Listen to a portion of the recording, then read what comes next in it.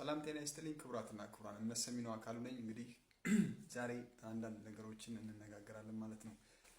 ይሄም እንግዲህ ምንድነው ስለ እብደት አንዳንድ ወሬዎችን እናወራለን። እዚህ ጋር የተቀመጠልን አንድ ሐሳብ አለ። ይሄም ሐሳብ ምንድነው እንግዲህ እብደትና ፍልስፍና አሁን የተጀመረ ጥያቄ ሳይሆን በእነሶቅራጠስ ጊዜ የነበረ ነው ይለናል። እብደትና ፍልስፍና ጥንት የነበረ ነገር ነው። አሁን የመጣ አዲስ ፋሽን አይደለም ለማለት ተፈልጎ ነው። የሶቅራጠስ ደቀ መዝሙር የነበረው ፕሉቶ ስለ እብደት ደቀ መዝሙሮቹ በጠየቁት ጊዜ ይህን ብሏቸው ነበር። እብደት ሁለት አይነት ነው። አንደኛው ሁላችንም የምናውቀው አይነት እብደት ወይም ሜንታል ዲስኦርደር ሲሆን በአማርኛ የጭንቅላት መዛባት ብለን የምንጠራው ነው። ሁለተኛው ቅዱስ ወይም መለኮታዊ እብደት ነው። ይሄ ደግሞ የሚማርክ በመንፈስ መነጠቅ እንደማለት ነው ይለናል። ወደ ኢትዮጵያ ስንመጣ መለኮታዊ እብደት የተዋሃዳቸው አልታጡም። እነሱም አያሙሌና ከድር ሰተቴ ናቸው። አያሙሌ ሰው በተቀመጠበት አሲምባዬ ጠራችኝ በማለት በግማሽ ሰዓት ወደ በ7 ገጽ ግጥም ይጽፍ እንደነበር ይወሳል። ሌላኛው ከድር ሰተቴ የጅማው እንደ እብድ ተቆጥሮ የታየ ግን የዘመኑ ጋዜጣ የነበረ ሰው ነበረ። ታላቁ ፈላስፋ ሶቅራጠስንም ቢሆን ለ24 ሰዓት በአንድ ቦታ ሳይንቀሳቀስ የመቆም ባህሪ ነበረው።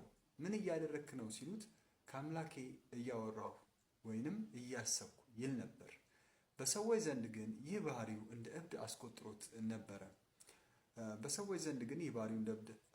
ነበር። ዲዮጋን ጀግናው ከነዚህ ውስጥ ነው። ሌሎችም አሉ። ሀሳባቸው የእብደት የሚመስል ሁሉንም ቁስ አካል አይንቀሳቀስም ሰውም ቢሆን ያሉ ግን የሚያብራሩበት መንገድ ሀሳባዊነታቸው ያስረዳናል። ፍልስፍና በራሱ የሚያሳብድ ሆኖ ሳይሆን ያሳብዳል ብለን ስለምናስብ ነው። ፍልስፍና አልወድም ባልንበት ቅጽበት ለምን ብንባል መፈላሰፋችን አይቀርም ብለን ስለምንመልስ ነው። ስለዚህ እብደት ሁለት አይነት ነው። እነዚህ ሁለት እብደቶች ተመልክተናል ማለት ነው። እነሰሚነው አካሉ ነኝ።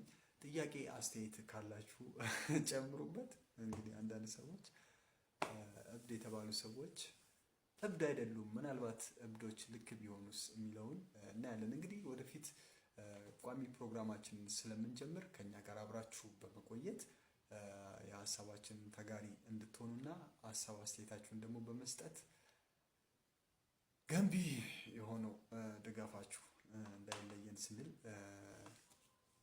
ለመጠየቅ እንወዳለን። የዛሬ ፕሮግራማችን ይህን ይመስል ነበረ። በቀጣይ በሌላ ፕሮግራም እስከምንገናኝ ድረስ መልካም ቆይታ ይሆንላችሁ። እነሰሚነው አካሉ ነኝ። ስላዳመጣችሁኝ ስለሰማችሁኝ አመሰግናለሁ። መልካም ቆይታ